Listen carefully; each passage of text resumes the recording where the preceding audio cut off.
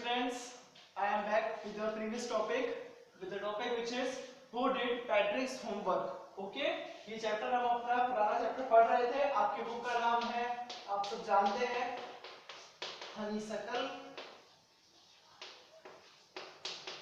Honeysuckle class 6 का ये topic है हमारा. ओके, चैप्टर है हमारा हु डिड पैट्रिक्स होमवर्क.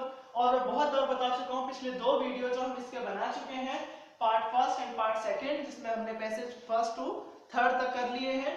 उसमें मैंने आपको बताया था कि इसका राइटर कौन है, कैरोल मूरे. ये आपको ध्यान रखना है, जितना हो सके आप इस चीज पे गौर करें कि आपको ऑथर के नेम और पोएट के नेम याद होने चाहिए. ठीक है, सो मैं चैप्टर पढ़ना स्टार्ट करता हूँ, मेरे साथ साथ आप भी रीडिंग करेंगे.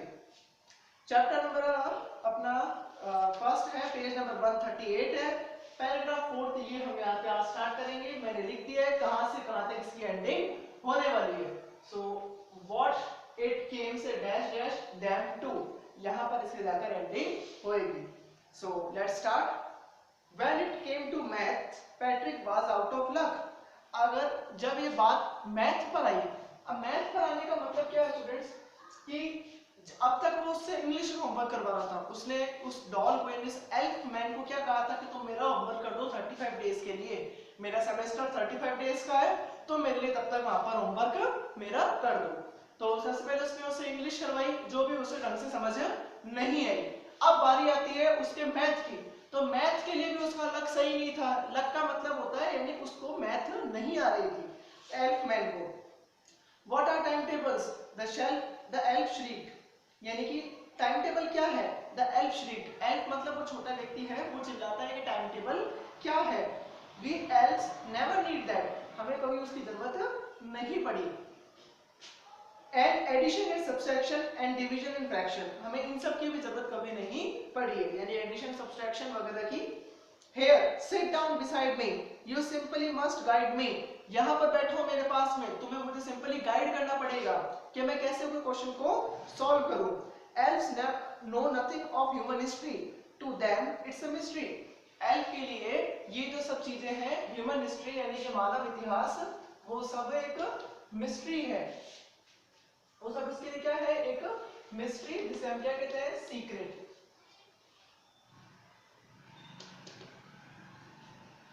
ठीक है, आगे पढ़ते हैं अपन. हाँ, आगे देखते हैं. ओके, आगे बढ़ते हैं. हाँ, क्या था कि एल्फ यानी कि जो व्यक्ति है, उसके लिए मानव इतिहास एक हिस्ट्री है, क्योंकि उसने एक ह्यूमन के बारे में कभी नहीं पढ़ा कि एक ह्यूमन को कितनी चीजों की आवश्यकता होती है, वो किस तरीके से पढ़ता है और किस तरीके से उसकी बाकी सब चीजें चलती है. Okay, so the little elf already a shouter just at got louder. जो लिटिल एल्फ है, जो छोटा व्यक्ति है, वो वैसे ही इतना शाउटर है. शाउटर मतलब इतना चिल्लाता है हर बात में, हेल्प मी, या मुझे ये नहीं आ रहा, या कुछ भी. So he already shouter just got louder. वो ऑलरेडी शाउटर तो है ही, और वो तेज अपनी लाउड उसने बढ़ा ली कि मुझे समझ में नहीं आ रहा है. Go to the library. I need books, more and more books, and you can help me to read them. और लाइब्रेरी जाओ और बुक्स का इंतजाम करो, मुझे ये समझ में नहीं आ रहा, तुम्हें मुझे उसमें हेल्प भी करनी पड़ेगी. सो इस वजह से हमारा फर्स्ट क्वेश्चन है. क्वेश्चन आंसर्स पर चलते हैं. वर्ड मीनिंग्स मैंने आपको लिखा दिया मेनली. इसमें एक वर्ड आया श्रीक्ड, ठीक है ना. श्रीक्ड एक वर्ड आया है. श्रीक्ड का मतलब होता है स्टूडेंट स्क्रीम्ड. स्क्रीम्ड का मतलब क्या होता है, स्क्रीम्ड का मतलब होता है चिल्लाना. ठीक है, तो ये छोटे छोटे से वर्ड हैं जिनको आपको ध्यान रखने की जरूरत पड़ेगी. ओके, पहला क्वेश्चन जैसे इसमें हमारा है, फटाफट से डिस्कस कर लेते हैं क्वेश्चन आंसर्स को. फर्स्ट क्वेश्चन है what did the elves never need, यानी एल्व्स को कभी क्या चीज की जरूरत नहीं पड़ी. सो एल्व्स को कभी भी टाइम टेबल की जरूरत नहीं पड़ी. Elves never needed time tables. Okay, second question why must Patrick guide the elf. Patrick को एल्फ की हेल्प क्यों करनी पड़ेगी. Patrick must guide the elf because he did not know how to do Patrick's homework. Third question, how was human history a mystery for elves, यानी कि जो मानव का इतिहास है वो एल्फ के लिए इतना मिस्ट्री क्यों है, यानी कि उसको इतना क्यों नहीं समझ में आ रहा. ऐसा इसलिए है क्योंकि elves never know nothing about elves don't know about anything the human history, यानी जो एल्फ है वो किसी भी मानव इतिहास के बारे में नहीं जानता है. Elves knew nothing about a human history, so it was a mystery for them. Find the word from the passage which means shrieked. Shrieked का मतलब बताओ क्या होता है? पैसेज में जैसे मैंने आपको बताया ना, screamed वर्ड इसका मतलब क्या होता है? shrieked ही होता है। Okay, so now move on the fifth passage. Fifth passage अपना start होता है as a matter से up to back door तक. So shall we start? Okay.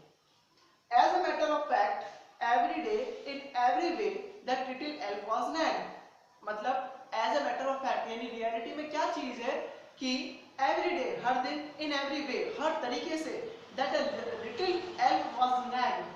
Student इसमें वर्ड आया nag. nag मतलब होता है जो हमेशा ट्रबल में रहता हो, यानी कि who is always in trouble, यानी हमेशा परेशानी में रहता हो. Patrick was working harder than ever and was it a drag. Patrick ने अब तक बहुत मेहनत कर चुका है इस चीज पे, क्योंकि होमवर्क करने को उसने उसको एल्फ को दिया लेकिन उसको कुछ भी नहीं समझ में आ रहा, तो सारी मेहनत किसको करनी पड़ रही है? पैट्रिक को खुद को करनी पड़ रही है. And it was a drag, और वो उसके लिए बहुत बोरिंग था. He was staying up nights, उसे रात तक जगना पड़ रहा था. Had never felt so weary, और उसके बाद भी उसे थकान महसूस नहीं हो रही थी. वीरी मतलब क्या होता है? टायर्ड. ठीक है ना? Was going to school with his eyes puffed and bleary. Puffed मतलब होता है स्टूडेंट swelled.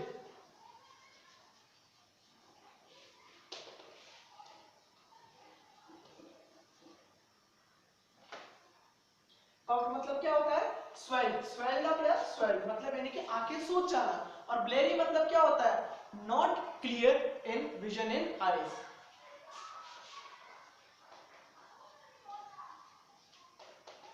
bleary मतलब क्या होता है? not clear vision. अब वो आईज पे भी हो सकता है, किसी में भी हो सकता है. ठीक है. Finally the last day of school arrived, यानी कि अब अंत समय में स्कूल का अंतिम दिन आ गया. वाकई वास्तव में आ गया अंतिम दिन. And the elf was free to go, और एल्फ जो है फ्री था अब वहां पर जाने के लिए. एज फॉर होमवर्क, फ्री क्या चीज से था? क्योंकि उसका होमवर्क कंप्लीट हो चुका था. There was no more, so he quietly and sillily slipped out of back the door. अब ये जो sillily वर्ड आया है इसका मतलब होता है unseen.